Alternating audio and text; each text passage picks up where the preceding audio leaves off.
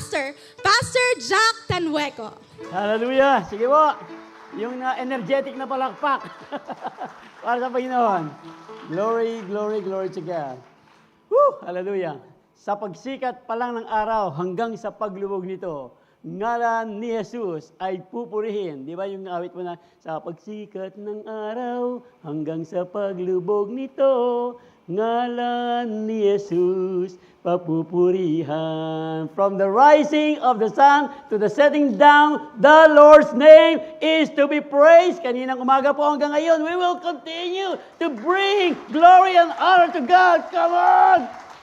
This is the day that the Lord has made, and we will continue forever hanggang pong mamayang pagtulog bukas to bless the Lord, oh my soul, and all that is within me. Bless the holy name of God.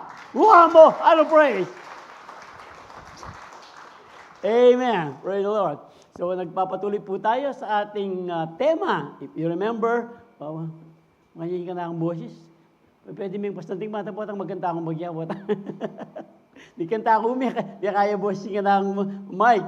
Anyway, tuloy po natin ang ating pong pinag-uusapan, just like what I've said a while ago, as we continue dito po sa ating temang Love Month. Siguro po, marami na naman ma-in love nito na Nike. At hindi na ka makareserva, Nike. Wala pa na o mag-aaral ka pa.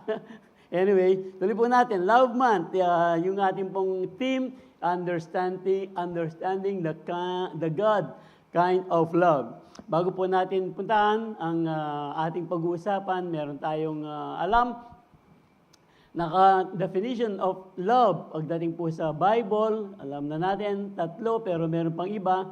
Pero yung main, yung eros, remember eros? Yung eros na in the Bible po, romantic or passionate love, especially sa mga mag-asawa. Ang isa naman ay yung pileo, yung friendship, o sa ating pong mga magkakapatid, brotherly love.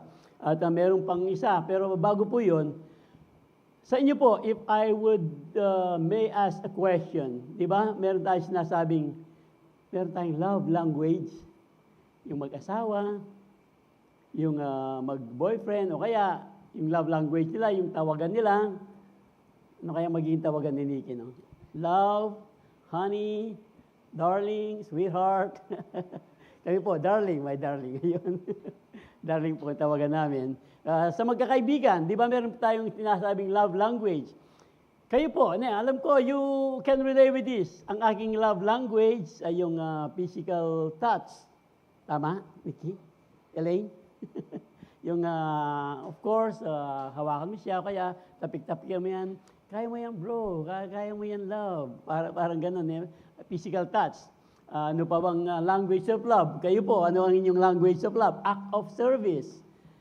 Dito makikita yung language of love ng mga anak sa kanilang mga nanay. Acts of service. Manos na kayong pinggan. Maglulod na kayong pipagkeran. Yung beddings. Fixing beddings. Act of service. At marami pang iba. Different types of acts of service as the definition ng kanilang language of love. Yung mga iba naman, yung pagbibigay ng mumunting regalo, a ball pen or whatever it is, giving gifts, token. Ano pa ba? Meron pong isang nagsabi yung kanilang language of love daw, yung best definition daw ng pag-ibig ay yung TIME.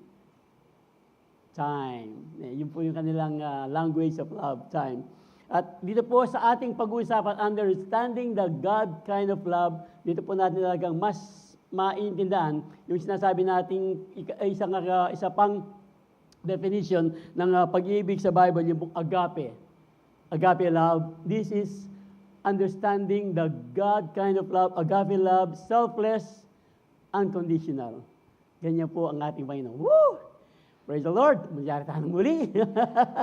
Doon para sa ating inawit natin, was the cross meant for me, where my sin laid. Mumuna yata. Kadwaan yata. Anyway, po tatanyakan tayo. Hallelujah. So, ang sabi po ng ating pinag-usapan, remember, yung pong God kind of love, last Sunday, Saturday. Ano po yon? Basahin na lang natin. It's not self-centered, if you remember. At yung pong pag-usapan po natin ngayon, the God kind of love keeps no record of wrongs. Keeps no records of wrong. Love is patient. Ang sabi po ng ating mga talatang pag-usapan, love is patient. Love is kind. Love is not envy. Love does not envy. It does not boast. It is not proud. It does not dishonor others. It is not self-seeking. Ito po, and it is not easily angered. It keeps no record of wrong. Love does not delight in evil, but rejoices with the truth. It always protects, always trusts, always hopes, always persevere. Love never fails. Your love never fails, never gives up, never runs out on me. But where there are prophecies, they will cease. Where there are tongues, they will be stilled. Where there is knowledge, it will pass away. Salamat po, dakilang Diyos, muli sa gabing ito sa isang maikling pagbubulay, pag-aaral ng iyong salita. Aming pong dalangin patuloy ang pagkilos ng iyong mayamang presensya, ng iyong kapangyarihan sa buong sulok po ng sanktuaryong ito, sa bawat sulok ng puso ng bawat isa sa iyong mga anak ngayong gabing ito, kasama ng iyong lingkod na gagamitin na mas maintindihan pa namin ang lalim ng iyong pag-ibig sa amin. Aming pong dalangin na sa paglabas namin sa bahay, dalangin ng ito, magdadala kami ng bagong tibay, pananampalataya, bagong lakas ng pagsambat, pag-asa o dakilang Diyos sa iyong mga salita. At uwi kaming babaunin ito na magiging halimbawa kami ng iyong pag-ibig. Bukas, at sa darit pang mga araw, sa aming mga kasama sa bahay, mga kaibigan, at mga kakilala, dakilang Diyos. That your light will shine upon us, so people will see your goodness and glory, that they will glorify your name sa aming pong mga buhay. Dadakilain lamang ang iyong pangalan. Dakilang Diyos, mga aming sama dalangin sa iyong matamis at makapangyarihang pangalan, Kristo Jesus. Amen. Amen. Praise the Lord. Hallelujah. Tuloy po natin ang ating pinag-uusapan, love keeps no records of wrong. Pag pinag-usapan po yung keeps no records of wrong, tayo po kahit mga mananampalataya, lalo na siguro nung hindi pa tayo mananampalataya, ika, may kaya luna ka. May atong namo, may tura na kakanako. Di ba? Sa ating yung mga may anak, binibilang natin, di ba? Pero talagang, mabibilang kaya talaga natin. Kaya po, matindi po ito Love keeps no record of wrong. Yung sabi ni Peter, remember po yung sulat ni Pedro, tanong niya kay Jesus dun sa Matthew 18:21-22 dito ng Mateo, Panginoon, ilang beses ko bang patatawarin ang mga taong nagkasala sa akin? 7 beses? 7 beses ang sabi po ni Peter. Tama ba, Peter? Ang sabi ni Jesus, alam natin, Clayton, ilan? 70 times 70? 7 times 70. Ang ibig po sabihin, sige, Sekiel, meron kang 10. Mamili kang 10 dyan. O kaya sa iyong kasama sa 10 na lang. I-record mo yung mga kanilang O ngayong Monday, meron kang ganito, yung isa. You will never record the wrongs of those people. Kaya nga, sabi ni Jesus, pag-ibig lang, love keeps no record of wrong. Pag nasa atin na po ang pag-ibig ng ating Panginoon, makikita po natin na ganito pala katindi. Ang turo ng Panginoon na kung meron nagkakamali sa akin, hindi ko bibilangin yung mga kasalanan.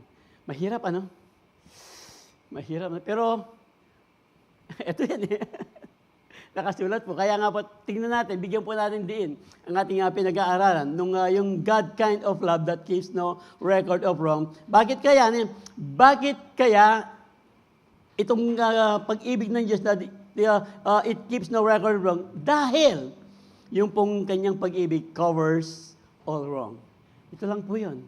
Yung kanyang pag-ibig mismo, it covers all wrong. Covers all wrong. Again, balikan po natin, yung mga tao kasi pag pinag-usapan po yung mga pagkakamali, mga wrongs, ang kanilang pang-cover, parang whitewash, wina-whitewash lang o kaya sini-sugarcoat. Di ba meron tayong mga kasabihan, kumisan yung pagkakamali, para lang matakpan ang pagkakamali, tatakpan ng isa pang pagkakamali. Remember, ang sabi po ng ating kasabihan, hindi mo maitutuwid ang pagkakamali ng isa pang pagkakamali. Sa tao po ganito, pero sa Diyos po, love covers all wrong. Hatred stirs up conflict, but love covers all wrong. But love covers over all wrongs. Ito lang po ang inihingi ng Diyos, tinuturo ng Diyos sa akin, na ang kanyang pag-ibig na talagang magsising sa ating pong kabuo-buuan ng ating DNA. Yun, matutunan po natin na matutunan tayo magpatawad sa mga iba. Forgiveness po ang itinuturo nito. Pag sinasabi kasing sugarcoat, ano ba yung sabi ni Jesus sa mga Pariseo sa Matthew 23:27? Para kayong mga Matthew 23:27, ang sabi po ng Panginoon, para kayong mga libingan na whitewash, mapuputi, malilinis sa labas, pero sa loob, para kayong mga Ayan. Woe to you, teachers of the law and Pharisees, you hypocrites! You are like whitewashed tombs, which look beautiful on the outside, but on the inside are full of bones of the dead and everything unclean. So ang ibig po sabihin nito, hindi po natin pwedeng takpan na i-whitewash o paggawa ng sinungaling yung pong mga pagkakamali. Yung pong pagkakamali, pag-ibig lang po ang pwedeng magtakip. Gaya po ng pag-ibig ng Diyos sa atin. Siguro, isipin lang natin, gano'n na kaya kadami ang nagawa nating pagkakamali, kasalanan sa ating Panginoon.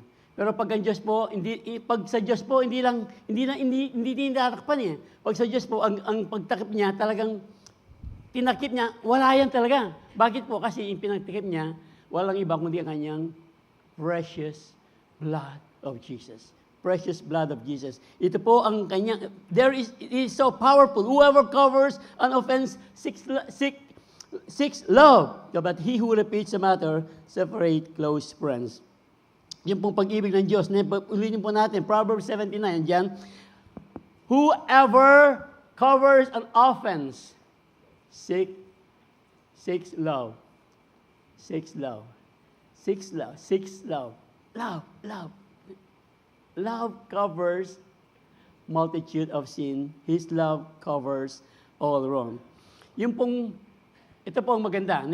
Pinatawad tayo ng Diyos. Yung ating mga kasalanan, pinatawad niya. It was covered by His precious blood. However, ngayong pinatawad na tayo ng Panginoon, it doesn't necessarily mean na pwede na po tayong bumalik sa ating mga kasalanan. Ay, total, pinatawad na ako ng aking Panginoon. Pwede na akong 1 John 1:9, magkasala uli kasi sabi ng 1 John 1:9, if we confess our sins, He is faithful and just to forgive us our sins and to cleanse us from all unrighteousness. Hindi po ganoon ang ibig sabihin ng ating pinag-aaralan. Bakit po hindi ganoon ang ibig sabihin ng ating pinag-aaralan? Kasi po, ngayong pinatawad na tayo ng ating Panginoon, hindi na tayo pwedeng bumalik. Pwede tayong magkasala nang hindi sinasadya. Pwede tayong magkasala, halimbawa, you can do the math sa mga traffic lang. O kaya pag uwi mo, hindi mo gusto yung ulam. O pag-grab na lang tayo. Eric. Kayo po, alam nyo ang ating ibig sabihin, mga mumunting pagkakasala na hindi sinasadya, pero yung sinasadya na pagkakasala, na lagi po itong talagang dinidiin ng ating senior pastor, na yung mga iba kasi, dahil siguro sa kanyang mga nakakausap na mga kapasturan pa, yung kanyang mga nakakausap na sinasabi nila, okay lang daw na wag ka nang lumapit uli sa Diyos, magsisi ng yung mga pagkakamali, pwede ka parang gumawa uli ng mga mga kasalanan. Hindi lang, of course, hindi lang mga kapastoran, kahit po mga mananampalataya, mga ordinaryong mananampalataya, naniniwala. Kaya nga tayo po ay nag-aaral para hindi po tayo mahila ng mga maling katuruan, ng mga ganito na pwede daw tayong magkasala uli, okay lang naman, huwag tayo maging masyadong banal, baka lumampas daw tayo ng langit. Meron bang lampas langit? Nakita na ba yung Anyway, balangoy kita ng lampas langit na. O, tuloy po natin. Kung bakit po natin sinasabing, if we deliberately, pag sinasadyang pagkakasala, ibang usapan na po yun. Ibang usapan na yun. If we deliberately keep on sinning after we have received the knowledge of the truth, no sacrifice for sin is left, but only a fearful expectation of judgment and of raging fire that will consume the enemies of God. Anyone who rejected the law of Moses died without mercy on the testimony of 2 or 3 witnesses. Balik nga natin kasi kanina, bago dyan. No sacrifice if we deliberately, yung pong sinasabi natin, na pag sinasadya talaga yung pagkakasala, yan, if we deliberately keep on sinning after we have received the knowledge of the truth, no sacrifice for sin is left. Binigay na po ng Diyos ang kanyang buhay.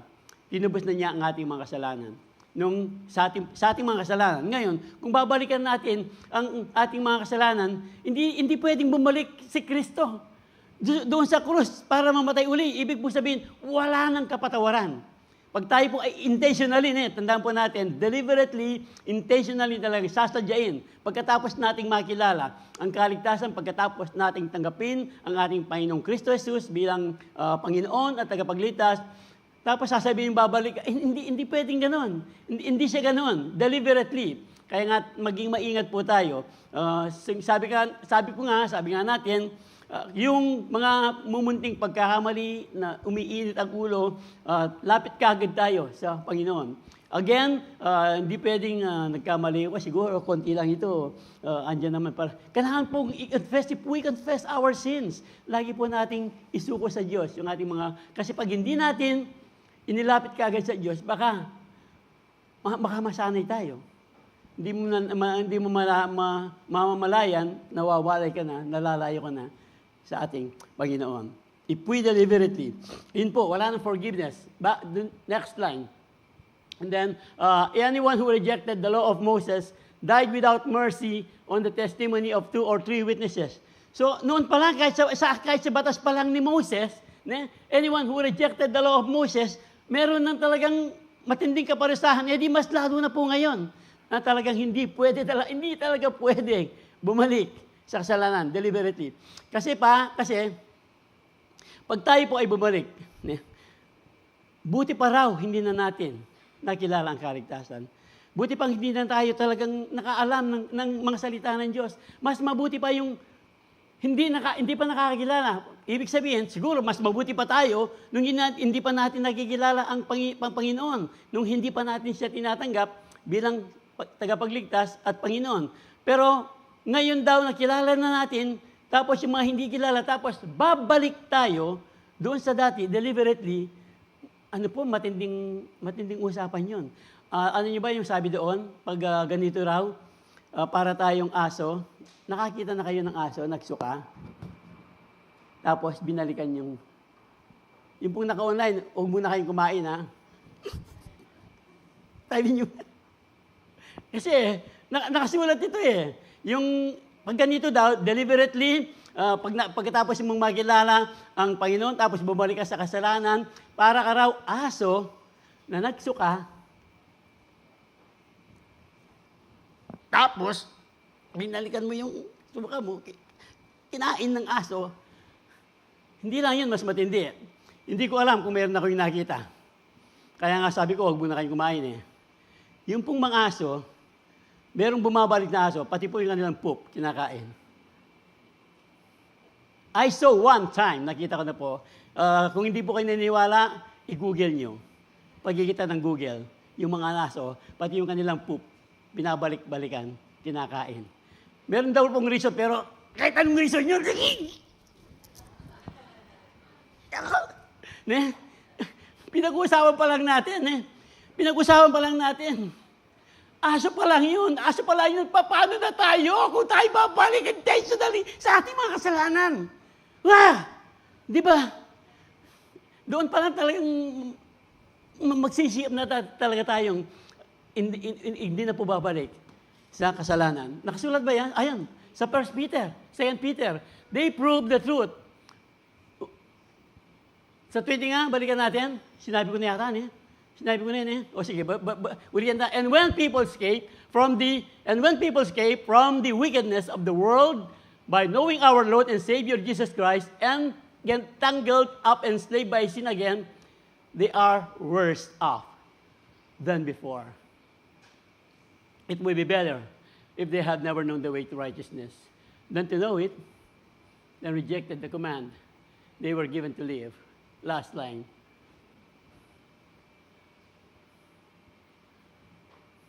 Hindi lang yung aso, pati yung baboy. Pati daw yung baboy.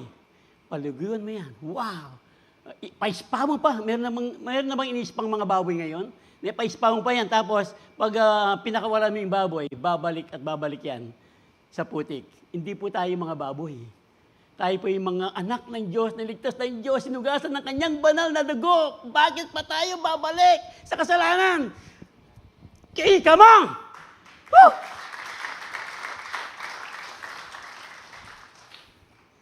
Amen. Praise the Lord. Deliberately, wala na pong kapatawaran pag tayo po bumalik. Ang pinaka-importante po, all continue to show deep love. Ito lang po. Pinaka-importante, magpatuloy po tayo, ipakita for each other, for love covers a multitude of sin. Hindi po natin kaya, pero kung talagang yung pong pag-ibig ng Diyos, lagi po natin talagang yung madadama natin kung gaano tayo, yung mga kasalanan natin kung gaano karami, pero inibig pa rin tayo ng Diyos, makasalanan tayo, mga enemies pa tayo, mga kaaway pa tayo ng Diyos while we were yet sinners, while we were still His enemies, namatay na po ang Diyos para sa atin. Bakit po? Para lang po makasama natin ang ating dakilang Diyos doon sa buhay na walang hanggan. Hindi po magbabago ang puso ng Ebanghelyo, John 3:16, nang dahil lamang sa pagmamahal ng Diyos sa atin. Ayaw ng Diyos ang bawat isa sa atin ay mapahamak. Kaya nga po ibinigay niya ang kanyang kaisa-isang anak, si Kristo Jesus, na alam po natin ng umagos ang dugo doon sa krus ng Kalbaryo, na lagi po nating inuulit-ulit inaalala ang ginawa ng ating Panginoon tuwing tayo po mag-Holy Communion, tatanggap ng banal na hapunan, na ang banal na dugo po ng ating Panginoong Kristo Jesus ang siyang naghugas ng ating mga kasalanan para po tayo magkaroon ng buhay na walang hanggan. Ito po, nang sabihin po ng Diyos na for God so loved the world, hindi po tumigil doon for God so loved the world. Binigay niya ang kanyang kaisa-isang anak na isilang, pero nabuhay. Tapos, hindi lang nabuhay, namatay pa. Alam natin, namatay doon sa krus ng Kalbaryo. At nung siya'y namatay, ito po, sabi ng Diyos, mahal niya tayo. Ipinakita niya, pinatunayan niya na mahal niya tayo. Ganito po yung pag-ibig. I love you, mahal kita sa inyong kaibigan, mag-asawa. Pero, hindi po salita lang eh. Di ba? Action speaks louder. Tama, di ba? Meron pong kasamang action. Naalala ko yung kwentong isa, sinabi ko, yung lalaking nanliligaw daw sa kanya nililigawan. Siyempre, sa kanya nililigawan. Ano? So, yan. Baliw na yan to. Gusto ko, kwento natin, si Juan Tamad. Ano? Ang kwento ni Juan Tamad. Bakit si Juan Tamad? Sabi ni girl, gusto ko, ako si Juan Tamad, ikaw si Bayabas. Hihintayin kitang mahulog sa akin. Pwede, no? Pero hindi eh. Kailangan may action eh. Hindi pwede. Paano mo siya mapapasagot? Kung maglagi ka na, hindi na pwedeng, basta niya manabugi ako. Kailangan natin gagawan. Di ba, sabi nga ni Francisco Balagtas, remember yung pong matuwang kalupa ko? Doon sa pag-aaral na, pag-ibig na labis na makapangyarihan. Ganito daw ka-power ang pag-ibig. O pag-ibig na labis na makapangyarihan. 10 mag-aama iyong nasasaklaw. Kapag ikaw ang pumasok sa puso ni naman, hahamakin ang lahat. Masunod ka lamang. Gagawin ang lahat. Ito po ang ginawa ng ating Panginoon. Hinamak po niya ang lahat. Tinanggap niya ang lahat ng mga parusa, lahat ng pangungunya niya. Masunog lamang ang utos ng Diyos na siya mamatay doon sa krus ng Kalbaryo para bawat sa atin ay magkaroon ng kaligtasan. Whew! Ganyan po ang pag-ibig ng Diyos. The God kind of love that covers all wrong is an active love. Active love po ang pag-ibig ng Diyos. Hindi po tumidikil ang pag-ibig ng Diyos that demonstrate through action. Yung pong pag-ibig ng Diyos covers all sin. Parang, sabi ka nga, hindi lang basta, parang atone. Talagang, wala talaga. Wala nang bakas. Wala nang bakas kasalanan. We are justified. Alam niyo yung justified? As if na hindi tayo nagkasala. Romans 8:1, therefore, there is no more. Therefore, be justified by. Ayan. Therefore, there is na yan. Yun. Kakalimutan kayo. Therefore, there is now no condemnation for those who are. Wala na po. Wala nang condemnation. Hindi na i-condemn. Dahil po sa ating Panginoong Kristo Jesus. At ito pong pag sinabi nating atone, inalis na dyan, ibig sabihin, yung pag-ibig ng Diyos, when God forgives, He forgets. Kaya nga kinover niya, tapos hindi lang niya bas kinover kasi pag kinover mo yan, sa ating pong mga tao, lalo na po, ang sabi nga, minsan, yung mga mag-asawa daw, kaya magkaibigan, pag nagkwentuhan, pag nag-away, hindi lang sila nagiging hysterical, nagiging historical pa, aalisin yung takip, andon, babalikan yung mga pagkakamali, yung mga pag-aaway. Pero sa Diyos, wala na siyang bubuksan. Wala na siyang babalikan dahil talagang inatonan niya. Tinakpan niya ang kanyang banal dugo. Kaya nga, when God forgives, He forgets. Sa ating pong mga tao, sasabihin natin, forgive and forget. Pero hindi naman talaga hindi mo talaga ma-forget, di ba? Meron nga kayong naalala siguro 5, 10 years ago. Ganito po 'yon. Forgive and forget. Pag naalala mo yan 10 years ago, pag andun pa yung ay, ang pira. Diyan na mo kung berang yung kasal queen eh. Ibig sabihin, hindi mo siya na-forget, pero hindi mo pa siya talaga napatawad. So, forgive and forget, sa tao, medyo mahirap.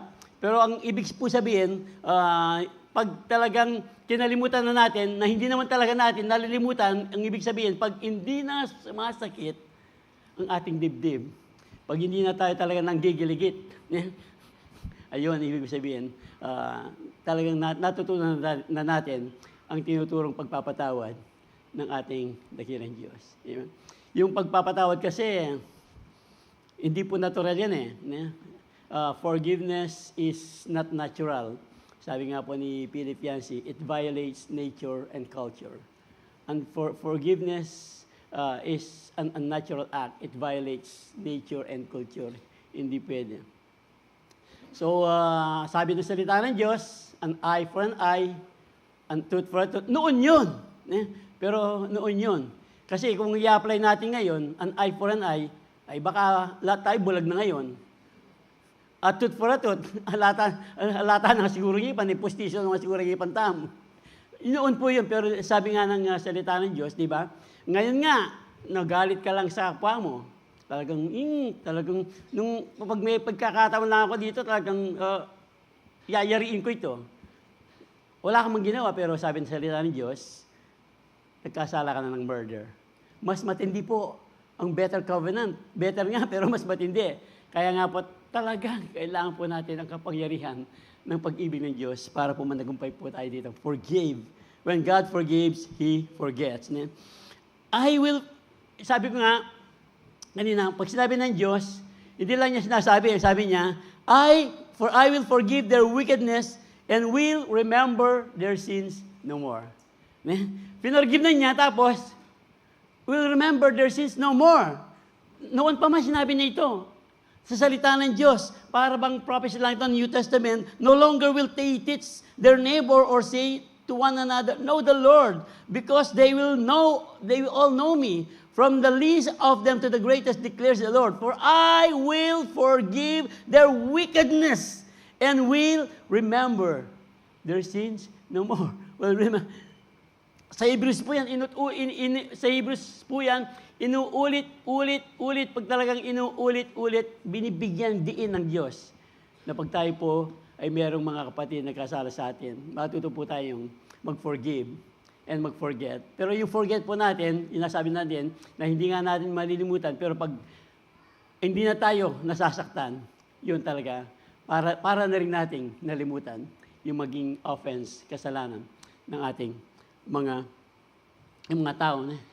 Diyan limala mo na, Kel. Diyan limala mo, kahit limala, mahirapan ka nang mag-record of wrong mag-forget Pero pag sa Diyos talaga, wala pong mahirap. Walang mahirap sa Diyos. Walang mahirap sa Diyos. Walang imposible sa Diyos.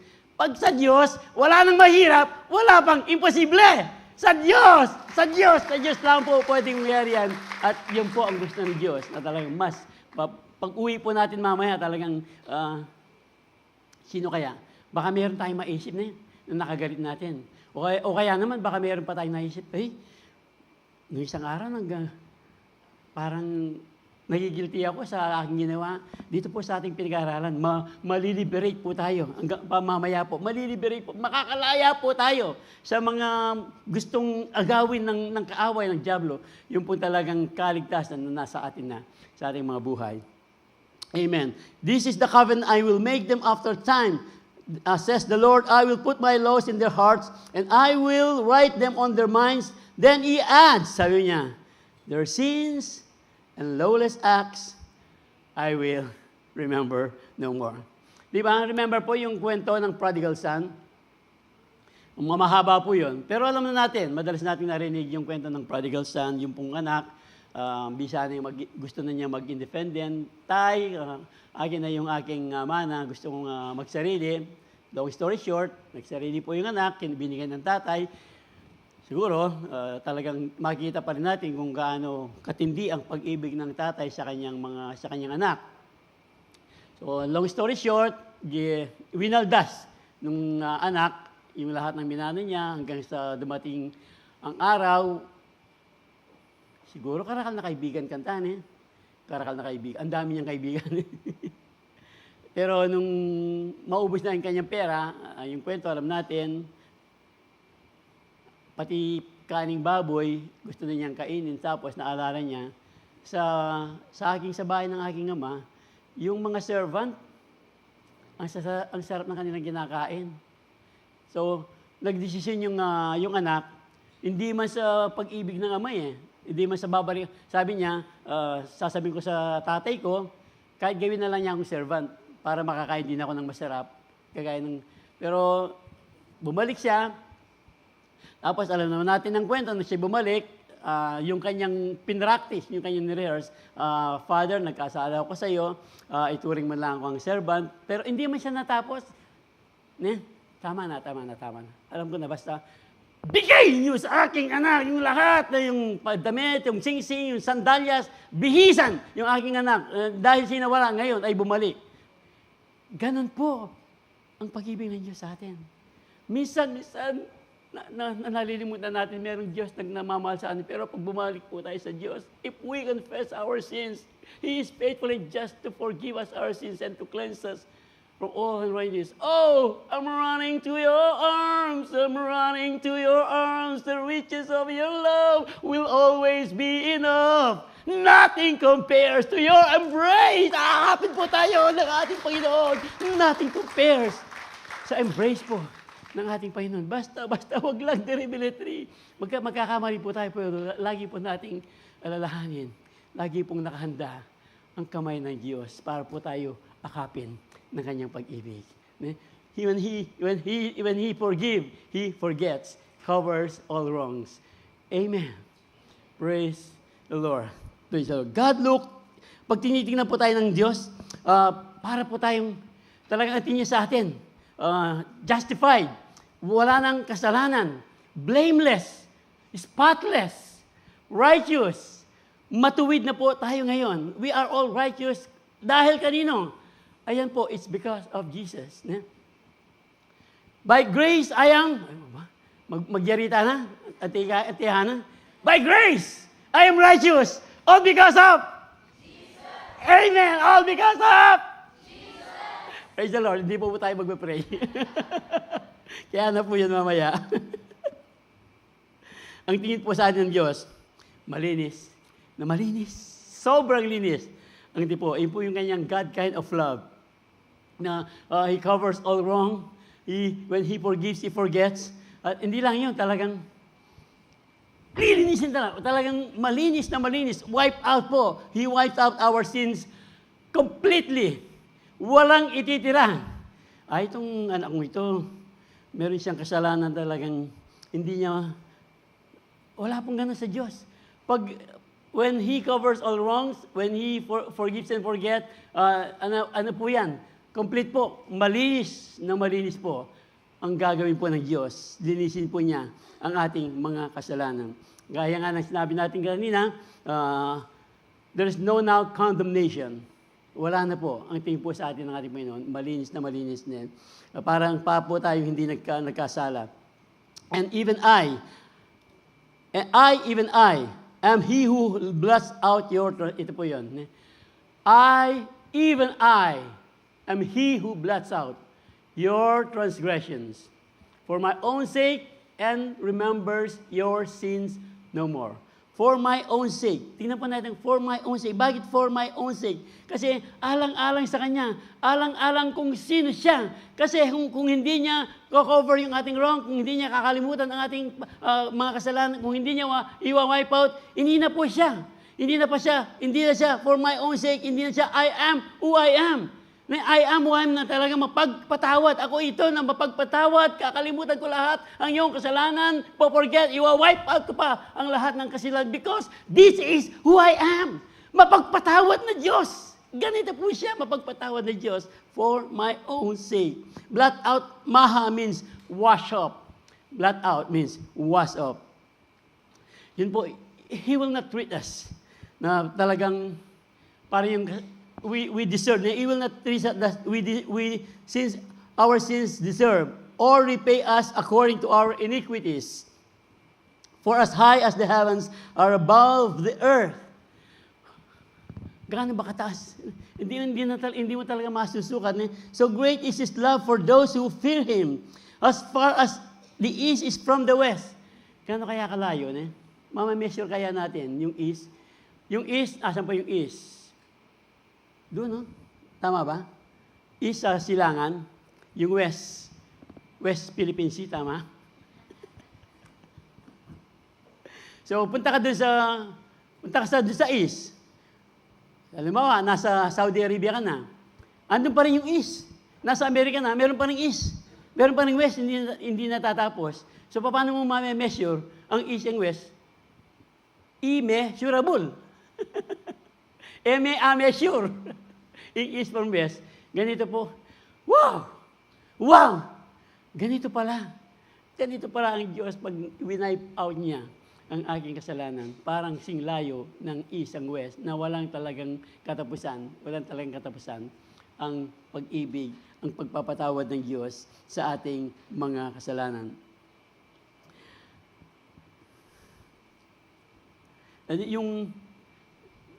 Meron sinabi yung, I believe nasa salita ng Diyos, pero meron nagsabi, pag ang Diyos daw, kinuha niya yung ating kasalanan, itatapon niya yan dun sa pinakamalayo, dagat, Pasipiko. Hindi yan pinakamalalim. Doon, ibabaon po yung lahat ng ating kasalanan. Kasi nga, cover na niya, forget na niya, winipe out na niya, at meron po siyang inilagay na doon, no fishing allowed.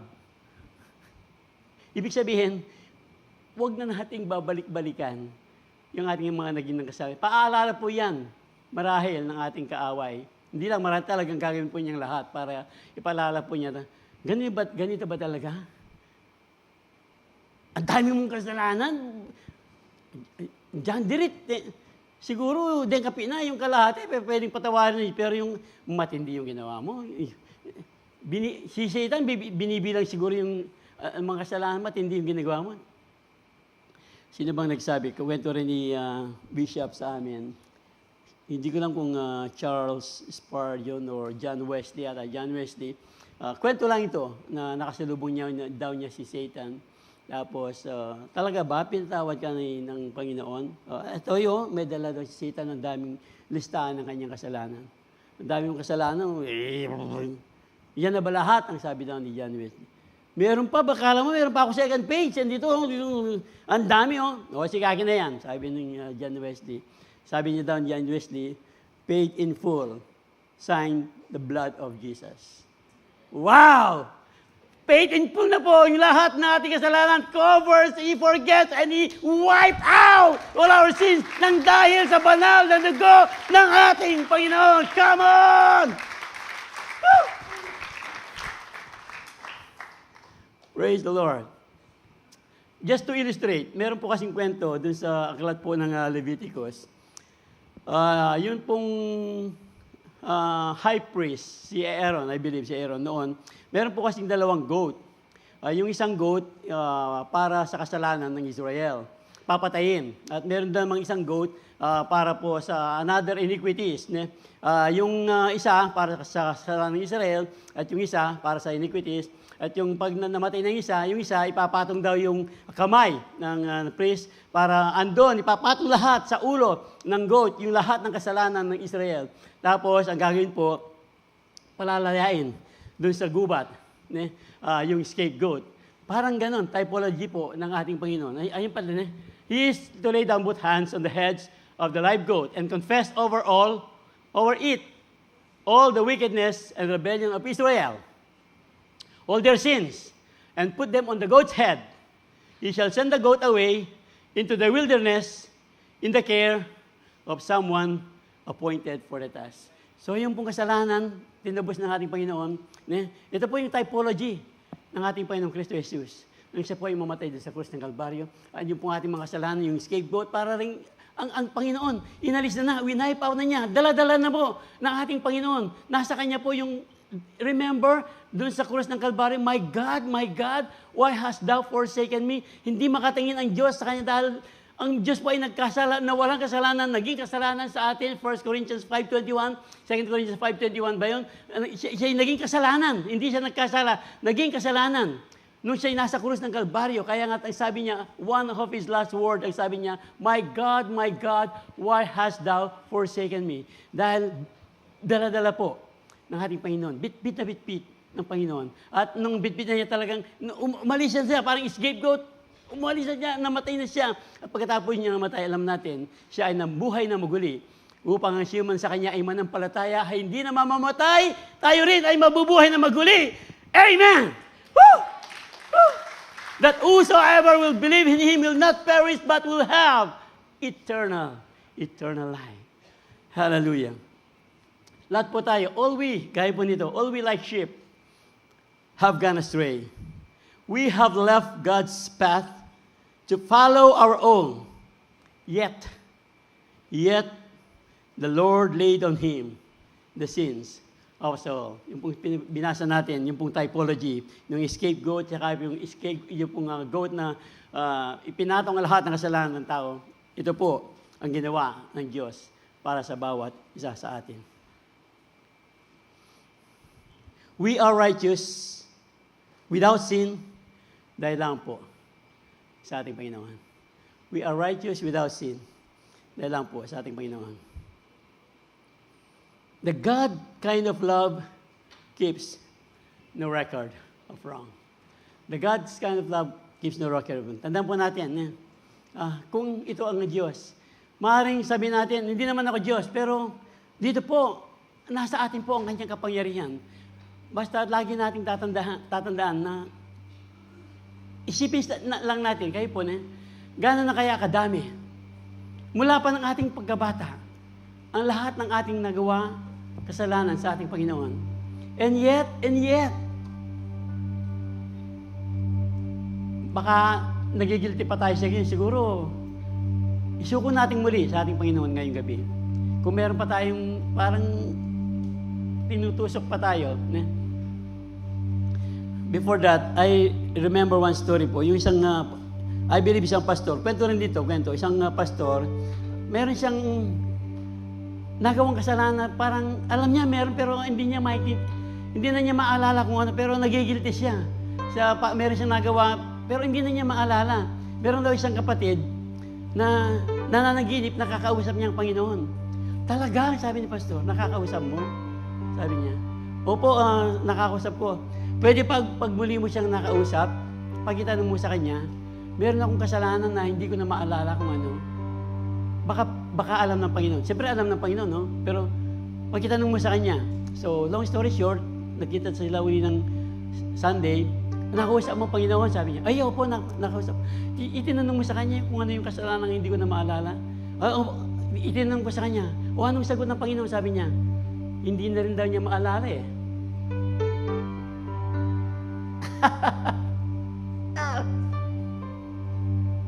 Hindi na po inaalala ng ating Panginoon ang lahat ng ating pagkakamali.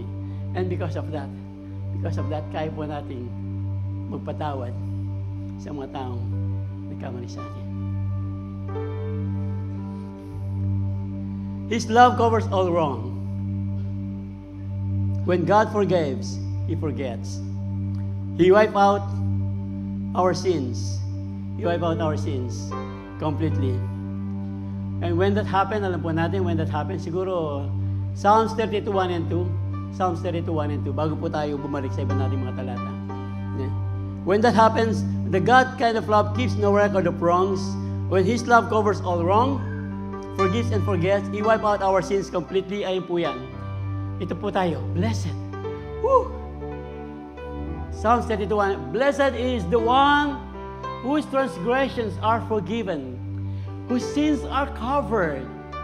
Blessed is the one whose sin the Lord does not count against him, and in whose spirit. Wow! Napakayaman po lagi ng mga salita ng Diyos. I would like to end this with this po. Dito po ako magtatapos.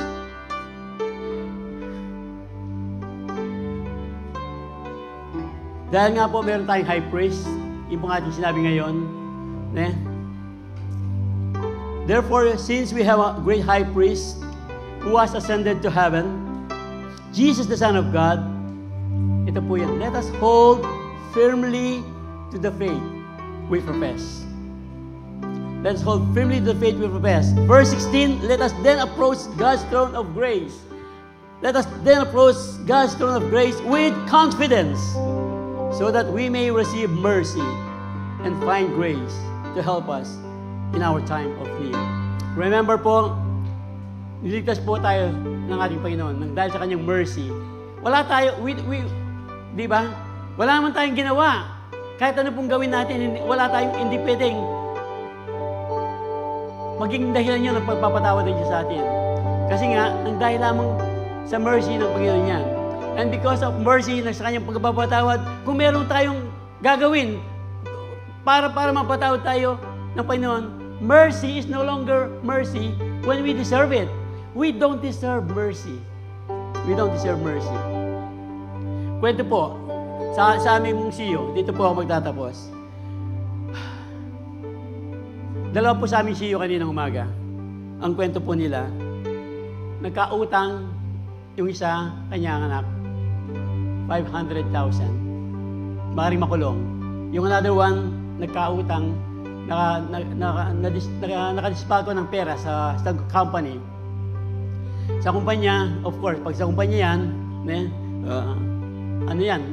madidemanda siya ng estapa.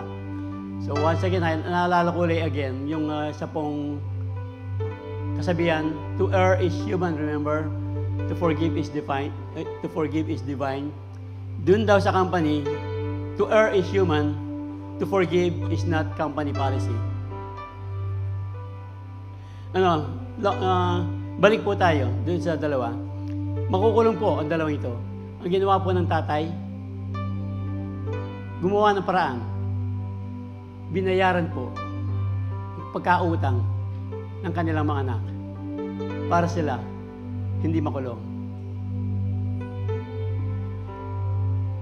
Ngayon po, try to remember, gano'n na kaya kadami ang utang natin sa ating Panginoon.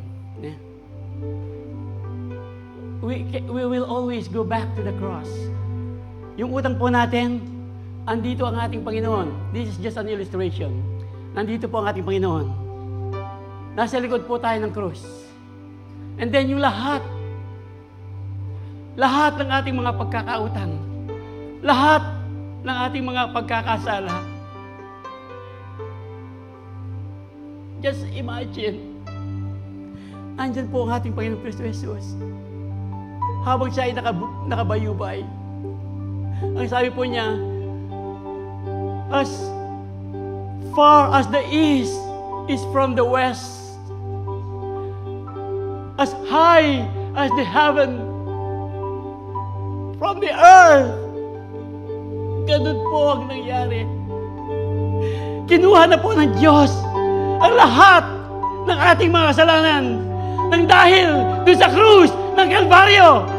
Amen! Was the cross and for me where my sin